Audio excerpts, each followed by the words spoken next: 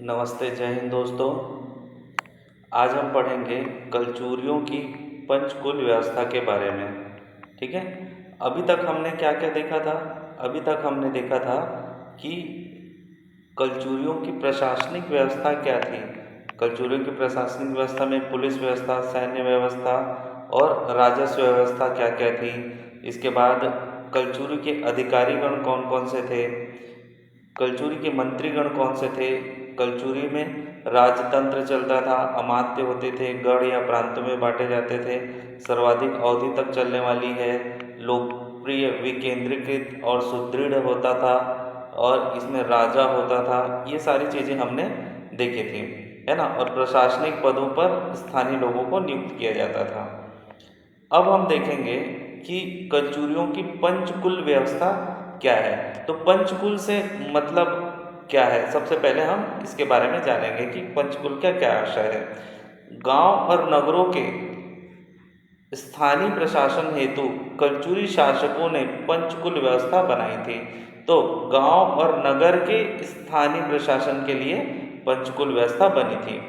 ठीक है। जैसे गांव और नगर में अभी कौन सी व्यवस्था चलती है?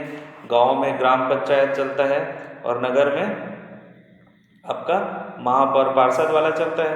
तो उसी तरीके से गांव और नगरों के स्थानीय प्रशासन को देखने के लिए किसकी व्यवस्था की गई थी? पंचकुल व्यवस्था बनाई गई थी। कब? कलचुरी शासन में। फिर सदस्य, इसमें 5 से 10 सदस्य होते थे जिन्हें महत्तर कहा जाता था, और सदस्य प्रमुख को महत्तम कहा जाता था। क्या क्या कहा जाता था? महत्तर और महत्तम। प्रमुख क्या था इसमें नगर प्रमुख को पूर्व प्रधान कहते थे और ग्राम प्रमुख को ग्राम कूट कहते थे, है ना, या ग्राम भोगी कहते थे। ये गौटिया के अधीन होते थे। ठीक है। इसमें अधिकारी कौन कौन से थे? इसमें 6 प्रमुख अधिकारी होते थे। पहला मुख्य पुलिस अधिकारी होता था, दूसरा पटेल, तीसरा तहसीलदार, चौथा लेखक या कर्णिक, और पांचवा शुल्क ग्राह या कर की उगाही करने वाला, और छठा प्रतिहारी सिपाही होता था। मुख्य ग्राम को ज्येष्ठिका ग्राम कहते थे। मुख्य ग्राम को क्या कहते थे? ज्येष्ठिका ग्राम कहते थे। गौटिया कौन होता था? गौटिया को गांव में कृषि योग्य भूमि का 8वां भाग निःशुल्क तथा गांव की जमीन का 16वां भाग दान आदि के लिए दिया जाता था। ठीक है। इसको याद रखना है। क्या? 8वां भाग निःशुल्क और 16वां भाग दान आदि के लिए दिया जाता था। किसको दिया जाता था? गौटिया को दिया जाता था। ठीक है। अब रतनपुर नगर को 5 भागों में विभाजित किया गया था। ठीक है। तो कौन कौन से 5 भाग थे? तुमान खोल, नल खोल, देवी खोल, भैरम खोल और वराह खोल। तुमान, नल, देवी, भैरम, वराह। ठीक है। तो इन 5 भागों में किसको बांटा गया था? रतनपुर को बांटा गया था। अब आगे देखते हैं कि पद कौन से थे और उस पद के हिसाब से वे कितने गांवों के स्वामी होते थे। तो सबसे पहले पद आता है महामंडलेश्वर। तो महामंडलेश्वर 1 लाख गांव के स्वामी होते थे। दूसरे होते थे मांडलिक, ये 50,000 गांव के स्वामी होते थे। तीसरे सामंत, ये 10,000 गांव के मालिक होते थे। और लघु सामंत 5,000 ग्राम और चतुरांशक 1,000 ग्राम। ठीक है। तो इस तरीके से गांव के स्वामी और उनके पद को बांटा गया है। अब आगे चलते हैं। कलचुरी प्रशासन की इकाई एवं उनके प्रमुख। तो कलचुरी प्रशासन में कौन कौन सी इकाई थी और उसके प्रमुख को क्या क्या कहा जाता था। ठीक है। कलचुरी प्रशासन में इनकी इकाई एवं प्रमुख। तो देखिए, सबसे पहले कौन थे? सबसे पहले सबसे ऊपर कौन आता था? क्या आता था? राष्ट्र आता था। तो राष्ट्र जो है ये सबसे बड़ी इकाई थी और इसके प्रमुख को क्या कहते थे? राजा कहते थे। राष्ट्र के प्रमुख को राजा, प्रशासन की ये सर्वोच्च इकाई थी। फिर दूसरा आता है विषय। तो विषय में विषयपति होते थे, जिला। देश या जनपद, तो इसमें कौन होते थे? महामंडलेश्वर, जो 1,00,000 गांवों का समूह होता था। अभी हमने देखा था 1,00,000 गांवों का समूह, ठीक है। 1,00,000 गांवों को कौन संभालता था? महामंडलेश्वर। फिर इसके बाद होते थे मंडल। तो मंडल में होते थे मांडलिक। मंडल मतलब क्या? विकास खंड। फिर होता था गढ़। तो गढ़ को कौन संभालते थे? दीवान या गढ़धिपति, है ना। गढ़ क्या होता था? ये 84 गांवों का समूह होता था। बरहो, तो नाम से ही ये हमको दिख रहा है कि बरहो मतलब क्या? 12 गांव के समूह को बरहो कहते हैं। तो 12 गांव के समूह को कौन संभालता था? दाऊ संभालता था, जिसको तालुकाधिपति भी कहते थे। उसके बाद सबसे छोटा होता था ग्राम। तो ग्राम को कौन संभालता था? गौटिया। ये प्रशासन की सबसे छोटी इकाई है, ठीक है। आगे कलचुरी कालीन भाषा एवं साहित्य एवं भाषा, ठीक है। ये बहुत इंपॉर्टेंट है। कौन? गोपाल चंद्र मिश्र। ये राज सिंह के दरबारी कवि थे। गोपाल चंद्र मिश्र कौन थे? राज सिंह के दरबारी कवि थे। इन्होंने क्या क्या लिखा? इन्होंने खूब तमाशा लिखा। गोपाल कवि अपने कृति खूब तमाशा में इस क्षेत्र को छत्तीसगढ़ नाम से संबोधित किया है उन्होंने। दूसरा सुदामा चरित। तो ये क्वेश्चन आता है कि सुदामा चरित खूब तमाशा किसने लिखा? तीसरा जैमिनी अश्वमेघ। चौथा भक्ति चिंतामणि। और पांचवा राम प्रताप, ठीक है। तो ये 5 जो साहित्य है ये किन्होंने लिखा? ये लिखा गोपाल चंद्र मिश्र ने। फिर दूसरे आए माखन मिश्र। माखन मिश्र ने क्या लिखा? राम प्रताप। अच्छा, माखन ये जो था ना राम प्रताप, यहाँ जो कौन लिख रहे थे? गोपाल मिश्र लिख रहे थे। ये अपूर्ण था, है ना। ये अपूर्ण था, पूरा नहीं हुआ था। तो इसको पूरा किसने किया? माखन मिश्र ने किया। तो ऐसा क्वेश्चन आ सकता है कि राम प्रताप जो साहित्य है उसको किसने पूर्ण किया? तो किसने पूर्ण किया? माखन मिश्र ने। माखन मिश्र ने और क्या लिखा? छंद विलास और गोपाल विरचित, है ना। तो देखिए फिर से एक और चीज है यहाँ, गोपाल विरचित किसने लिखा? तो गोपाल विरचित गोपाल मिश्र ने नहीं लिखा। किसने लिखा? माखन मिश्र ने लिखा, है ना।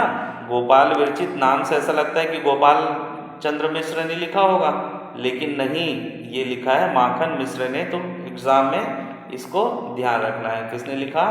माखन मिश्र ने, ठीक है। अब जनरली क्या होता है, जब अगर हम आप इसको पढ़े नहीं रहेंगे तो नाम से लग रहा है कि गोपाल विरचित तो गोपाल मिश्र, तो यही गलती आप एग्जाम में करते हैं। फिर पंडित तेजनाथ शास्त्री ने रामायण सार संग्रह लिखा। नारायण कवि, इसने रामाभ्युदय। इस रचना की जानकारी पुजारी पाली अभिलेख में मिलती है। नारायण कवि ने क्या लिखा? रामाभ्युदय। और इसकी जानकारी कहाँ से मिलती है? पुजारी पाली के शिलालेख से। शिवदत्त शास्त्री ने क्या लिखा? रतनपुर इतिहास समुच्चय लिखा, ठीक है। तो ये प्रमुख कवि और साहित्यकार थे, कहाँ के? कलचुरी कालीन शासन के। अब इसमें एक विशेष क्या है? संस्कृत के साथ प्राकृत भाषा के कवियों को कलचुरी दरबार में राजाश्रय प्राप्त था, है ना। राजा क्या है? आश्रय देते थे इन्हें। जन सामान्य में छत्तीसगढ़ी बोली का प्रसार था, जबकि राजकार्य संस्कृत भाषा में होते थे, ठीक है। अब एक इम्पॉर्टेंट चीज, अग्रहार। ये क्वेश्चन एग्जाम में भी आया है। तो अग्रहार क्या है? ब्राह्मणों को किसी गांव में बसाकर उनके निर्वाह हेतु गांव की संपत्ति क्या की जाती थी? गांव की संपत्ति का समस्त आय दान में दिया जाता था। इसे क्या कहा जाता था? अग्रहार। क्या कहा जाता था? अग्रहार। ब्राह्मणों को दान में दिया जाता था इसे। फिर अब आगे देखते हैं, कलचुरी कालीन आर्थिक दशा कैसी थी, है ना। तो आर्थिक दशा में कलचुरी कालीन लोग जो थे वो जीवन में क्या करते थे, कृषि और पशुपालन, उनका जीवन, आर्थिक जीवन जो कृषि और पशुपालन पर आधारित था। भूमि का माप, तो भूमि की माप हलों की संख्या में दर्शाई जाती थी, है ना। एकड़ नहीं होता था, कितना भूमि है वो, 1 हल 2 हल ऐसे होता था। एक बैल द्वारा जोते जाने वाली भूमि को एक हल कहते थे, जहाँ एक हल भूमि किसके बराबर होता था, 5 एकड़ जमीन के बराबर होता था। तो ये क्वेश्चन आता है, आ सकता है, एक हल भूमि किसके बराबर है, तो 5 एकड़ के बराबर है। एक हल भूमि किसके बराबर है, 5 एकड़ के बराबर है। अब तौल का मान, है ना, नापने के लिए क्या यूज किया जाता था, तो तौल का मान, इसके लिए 5 सेर, टके सेर भाजी टके सेर खाजा, सुने ना, तो 5 सेर का 1 पंसेरी होता था और 8 पंसेरी का 1 मन होता था। ठीक है, 8 पंसेरी का 1 मन। ठीक है, ये। फिर सिक्कों का ज्ञान, सिक्कों का मान क्या क्या है, तो सिक्के में देखिए यहाँ पर 4 कौड़ी का 1 गंडा होता था, 5 गंडा का 1 कोरी होता था, है ना। मतलब 1 कोरी कितना होता है, 20 होता है क्या, कोरी में 20 कोरी में 1 दोगानी और 16 दोगानी में 1 रुपया। मतलब ये रुपया जो था ये काफ़ी बड़ा था, है ना। अभी तो रुपया छोटा हो गया है, सबसे छोटा है रुपया है हमारा, सबसे छोटा सबसे बड़ा पैसा तो चलता नहीं है, रुपया हो गया। लेकिन उस टाइम देखो सबसे पहले क्या था, सबसे पहले थी पंसेरी, है ना। सबसे पहले क्या थी, पंसेरी। इसके बाद मन, पंसेरी के बाद मन, फिर कौड़ी, कौड़ी जाए, कौड़ी, एक कौड़ी भी नहीं दूंगा, फूटी कौड़ी नहीं दूंगा बोलते हैं ना। फिर गंडा, फिर कोरी, फिर दोगानी, और उसके बाद अंतिम रुपया। तो देखिए रुपया कितने नंबर पे आ रहा है, 1 2 3 4 5 6 7वें नंबर पर आ रहा है। मतलब रुपया बहुत बड़ा था। पंसेरी, मन, कौड़ी, गंडा, कोरी, दोगानी, रुपया। अच्छा, इसको एक बार फिर से देख लेते हैं।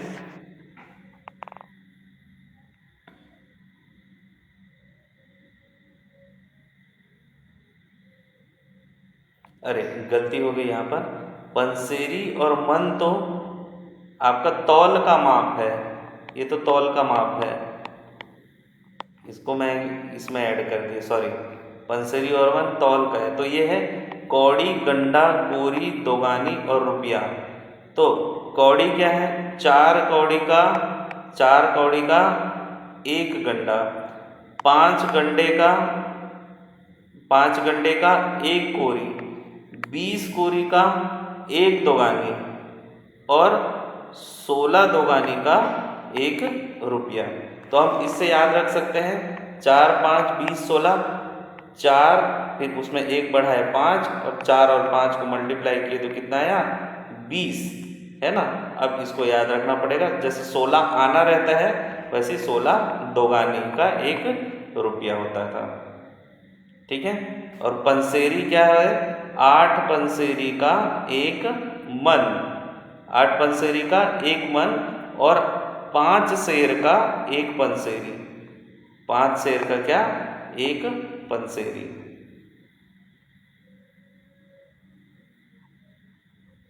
आठ पंसेरी का 1 मन, 5 सेर का 1 पंसेरी, ये होता था। ठीक है, तो आई थिंक आप सबको ये समझ आ गया होगा। देखिए कभी कभी क्या होता है, पढ़ाने के दौरान इस तरीके से गलती होती है ना। तो गलती होती है तो वो भी याद करने का एक अच्छा तरीका बन जाता है ना।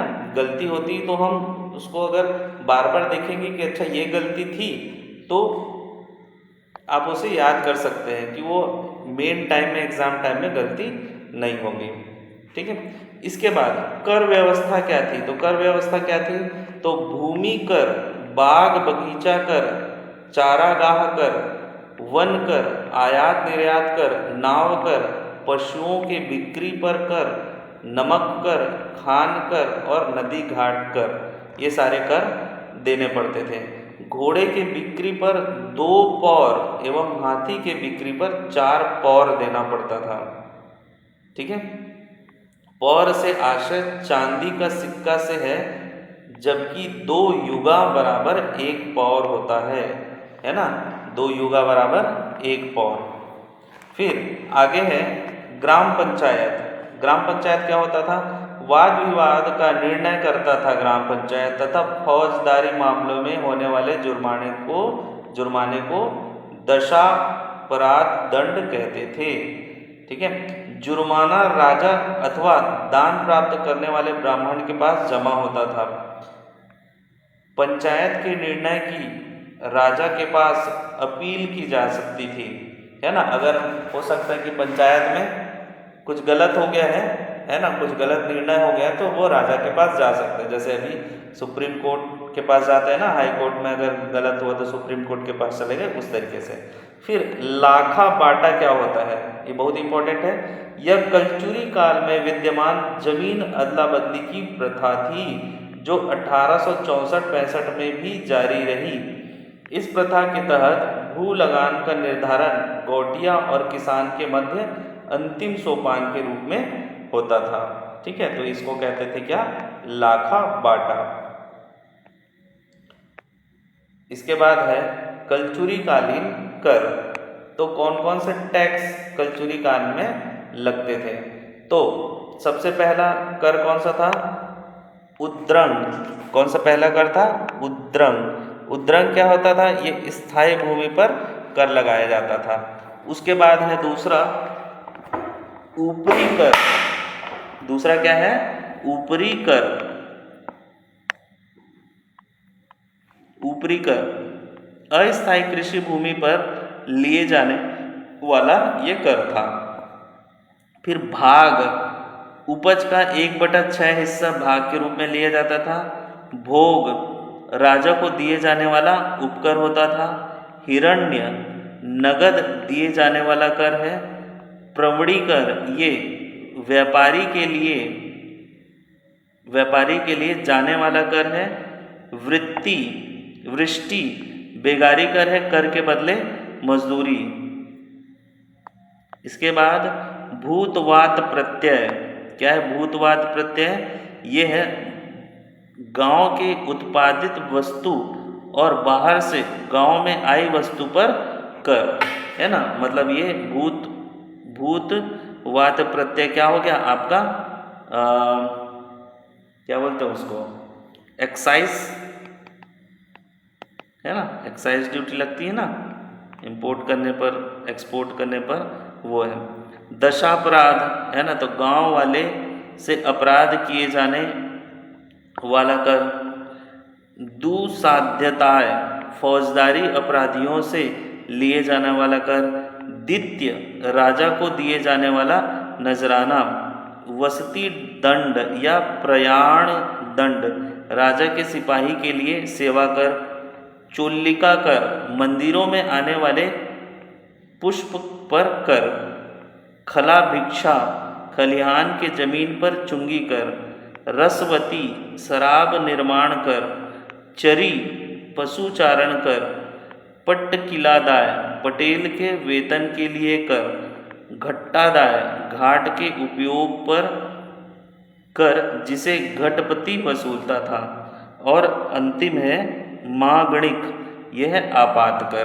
तो इतने सारे कलचुरी कालीन कर होते थे। तो आप इसे क्या कर सकते हो?